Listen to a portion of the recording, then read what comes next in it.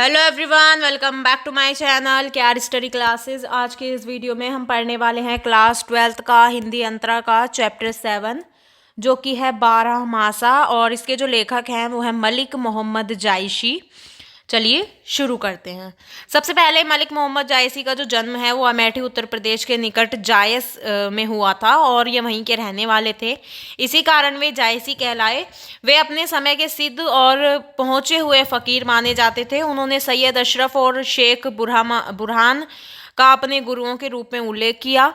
जायसी सूफी प्रेम मार्गी शाखा के सर्वश्रेष्ठ कवि माने जाते हैं और इनका पद्मावत प्रेमाख्यान परंपरा का सर्वश्रेष्ठ प्रबंध काव्य है। भारतीय लोक कथा पर आधारित इस प्रबंध काव्य में सिंहल देश की राजकुमारी पद्मावती और चित्तौड़ के राजा रत्नसेन के प्रेम की कथा है। जायसी ने इसमें लौकिक कथा का वर्णन इस प्रकार किया है कि अलौकिक और परोक्ष सत्ता का आभास होने लगता है। इस वर्णन में रहस्य का गहरा पुट भी मिलता है। प्रेम का यह लोकधर्मी स्वरूप मानव मात्र के लिए प्रेरणादायी है। फारसी की मसनवी शैली में रचित इस काव्य की कथा सर्गों या अध्यायों में बटी हुई नहीं है, बराबर चलती रहती है। स्थान स्थान पर शीर्षक के रूप में घटनाओं और प्रसंगों का उल्लेख अवश्य है। जायसी ने इस काव्य रचना के लिए दोहा चौपाई की शैली अपनाई है और भाषा उनकी ठेठ अवधि है और काव्य शैली अत्यंत प्रौढ़ और गंभीर है। जायसी मतलब जो उनकी भाषा है वो ठेठ अवधि है और काव्य शैली अत्यंत प्रौढ़ और गंभीर। जायसी की कविता का आधार लोक जीवन का व्यापक अनुभव है। उनके द्वारा प्रयुक्त उपमा रूपक लोकोक्तियां मुहावरे यहाँ तक कि पूरी काव्य भाषा पर ही लोक संस्कृति का प्रभाव है जो उनकी रचनाओं को नया अर्थ और सौंदर्य प्रदान करता है। पद्मावत, अखरावट और आखिरी कलाम जायसी की प्रमुख काव्य कृतियां हैं जिनमें पद्मावत जो है इनकी प्रसिद्धि का प्रमुख आधार है। यहाँ पर जो हमें चैप्टर दिया गया है 12 मासा, वो पद्मावत की एक रचना है। मतलब जो इनकी प्रसिद्ध रचना है पद्मावत, उसमें से 12 मासा के कुछ अंश, यानी कि जो हमें यहाँ पर चैप्टर दिया गया है 12 मासा, उसके जो यहाँ पर जो हमें चैप्टर दिया गया है 12 मासा, वो जो है पद्मावत के कुछ अंश उसमें से लिए गए हैं। ठीक है, पद्मावत में से वो लिया गया है। पद्मावत में कुछ अंश हैं, पद्मावत के कुछ अंश यहाँ पर लिए गए हैं और यहाँ पर वो बताते हैं कि कवि ने नायिका नागमती के विरह का वर्णन किया है। कवि ने शीत के आगन और पौष मास में नायिका की विरह दशा का चित्रण किया है। और यही यहाँ पे बताया गया है कि किस प्रकार जो नायिका है वो मतलब अलग अलग मौसम के बारे में यहाँ पर बताया गया है और वो उनसे प्यार करती हैं तो किस प्रकार से वो यहाँ पर उनसे दूर रह पा रही हैं या नहीं रह पा रही हैं, ऐसी सब चीज़ें इसमें बताई हैं। अब हम आते हैं चैप्टर पर 12 मासा। यहाँ पर हमें कुछ पंक्तियाँ दी गई हैं। अगहन देवस घटा निसी बाढ़ी, दूबर दुख सो जाई किमि काढ़ी। अब धनी देवस बिरहा बर राती, जरे बिरह ज्यों दीपक बाती। कांपा हिया जनावा सियु तो मैं, तो पै जाई होई संग पीऊ। घर घर चीर रचा सब काहू, मोर रूप रंग लेगा नाहू। पलटी ना बहुरा जा गा जो बिछोई, अबहू फिरे फिरे रंग सोई। सियरी अग्नि बिरहिनी हिय जारा, सुलगी सुलगी दगदे भय छारा। यह दुख दुगद न जाने कंतु, जोबन जन्म करे भस्मंतु। पिए सो कहेहू संदेशड़ा, ए भवरा ए काग। सो धनी बिरसे जरी मोई, तोहिक धुआं हम लाग।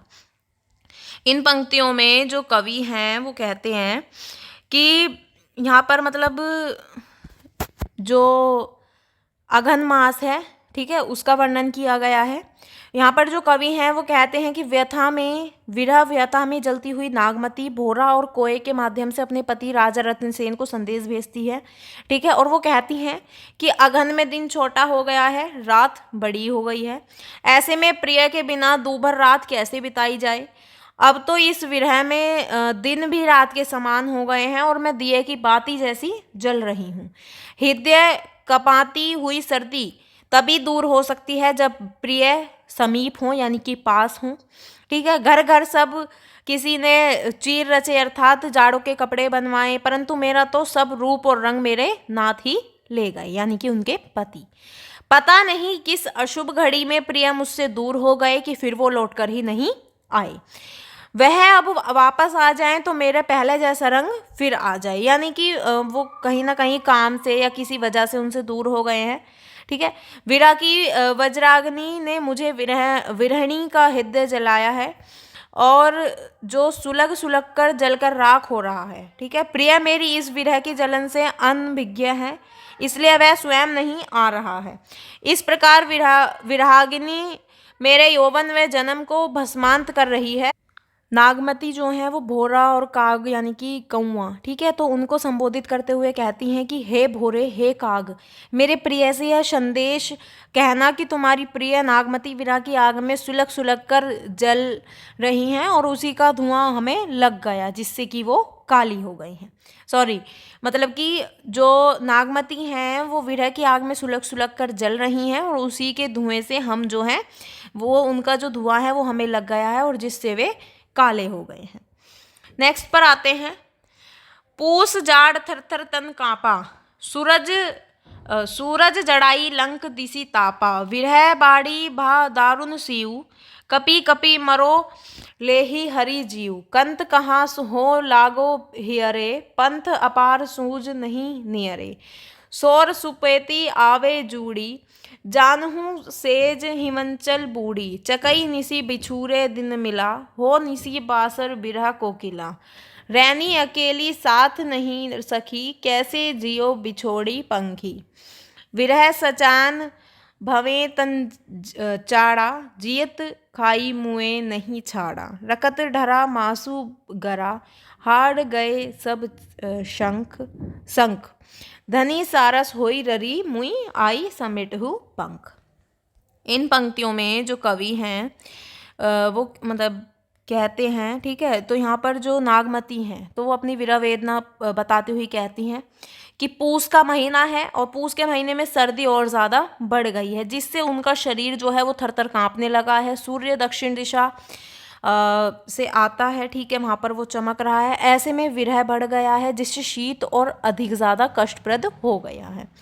मैं काँप काँप कर मर रही हूँ, भयंकर सर्दी मेरी जान लेकर ही छोड़ेगी। हे प्रिया, तुम कहाँ हो, मैं तुम्हारे हृदय कैसे लगूँ, पंथ अपार है समीप नहीं सूझता, तुम कहाँ हो यह मैं नहीं जानती, तुम्हारे हृदय से कहाँ आ लगूं, ओढ़ने बिछाने के वस्त्रों में तुम्हारे बिना जड़ी आ जाती है। ठीक है, तो इतनी सर्दी लगती है मानो सेज बर्फ में डूब गई हो। चकवी रात को बिछड़ती है तो दिन में अपने प्रियतम से मिल जाती है, परंतु मैं तो दिन रात विरहणी कोकिला हूँ, विरह की आग में जलकर कोयल सी काली हो गई हूँ। रात में अकेली हूँ, सखी भी साथ नहीं है, इस दिशा में मैं अपने प्रिय से बिछुड़ी पक्षिणी सो कैसे जीऊँ। मुझ पक्षिणी के लिए जाड़े में विरह बाज हो गया है और मुझ जीवित को तो खा ही रहा है, मरे पर भी नहीं छोड़ेगा। रक्त आंसू बनकर और कभी पसीना बनकर भी ढलक गया, मांस गल गया और सब हड्डियां शंख सी हो गई। नागमती मादा सारस बनकर तेरा नाम रट रट कर मर सी गई है। हे प्रिय, और कुछ ना सही तो अब उसके पंख ही समेट लो, यानी कि अब तुम वापस आ जाओ और मेरे पास आ जाओ। नेक्स्ट पर आते हैं। लागेऊ महापरे अब पाला, बिरहा काल भयऊ जड़ काला, पहल पहल तन रुई जो झाँपे, हहली हहली अधिको हिये काँपे, आई सूर होई तपुर नाहा, तेही बिनु जाड़ ना छूटे माहा, एही मास उपजे रस मूलू, तू सो भवर मोर जोबन फूलू, नैन चुवही जस माहुट नीरू, तेही जल अंग लाग सर चीरू, टुटहिन बूंद परही जस ओला, विरह पवन होई मारे झोला, कोहिक सिंगार को पाहिर पटोरा, गिय नहीं हार रही होई डोरा, तुम बिनु कंता धनी हरुई, तन तिनुवर भा डोल तोही, तेही पर विरह जराई के चहे उड़ावा झोल। इन पंक्तियों में जो कवि हैं वो कहते हैं कि विरह की दूसह पीड़ा झेल रही है नागमती। ठीक है, नागमती को माघ महीना और भी ज़्यादा कष्टकर लगता है। वो अपनी विरह के बारे में कहती हैं कि अब माघ मास में पाला पड़ने लगा, जाड़े की ऋतु में विरह काल के समान हो गया है और ऐसा लगता है कि विरह रूपी काल मेरी जान लेकर ही छोड़ेगा। जैसे जैसे शरीर के अंग को रुई से ढकते हैं, वैसे वैसे हहर कर हृदय अधिक कांपता है। हे नाथ, आकर सूर्य होकर तप अर्थात सूर्य की तरह गर्मी प्रदान कीजिए। तेरे बिना माघ का जाड़ा नहीं छूटेगा। इसी मास में रस का मूल उत्पन्न होता है और वसंत ऋतु में खिलने वाली वनस्पतियों की जड़ों में इसी काल में रस उत्पन्न होता है। भाव यह है कि पति के संग रहते हुए नागमती में काम भावना पैदा नहीं हुई, अब विरह उसमें काम भाव जगा रहा है। तू भोरे के समान और मेरा यौवन फूल के समान है, और तुम ही वह भ्रमर हो जो मेरे यौवन रूपी फूल के रस का पान कर सकते हो। मेरे नयन महावट के नीर के समान टपक रहे हैं और मेरे बिना आंसुओं से गीले वस्त्र शरीर में पान जैसे चुभते हैं। टप टप ओले जैसी शीतल बूंदें जो हैं वो गिर रही हैं, विरह पवन बनकर मुझे झकझोर देती है। किसके लिए श्रृंगार और कौन पहने रेशमी वस्त्र, अर्थात किसके लिए वो साज श्रृंगार करें जब तुम ही, यानी कि जो उनके पति हैं वो ही उनके पास नहीं है। गले में प्रिय की बाहों का हार भी नहीं रहा, जिससे मैं पतले धागे जैसी क्षीण होकर रह गई हूँ। हे स्वामी, तुम्हारे बिना मैं सूख कर हल्की हो गई हूँ।